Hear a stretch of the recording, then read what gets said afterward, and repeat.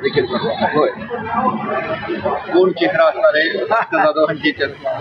हे पहा की काल आमदारांची बैठक झाली, आज खासदारांची बैठक आहे. कारण उद्यापासून विधानसभेचं अधिवेशन आणि साधारण 8 दिवसांनी लोकसभेचं अधिवेशन म्हणजे संसदेचं अधिवेशन. त्या संदर्भात आमदारांना खासदारांना एक दिशा मिळाली म्हणून अशा प्रकारच्या संसदीय पक्षाच्या बैठका पक्षप्रमुख घेत असतात.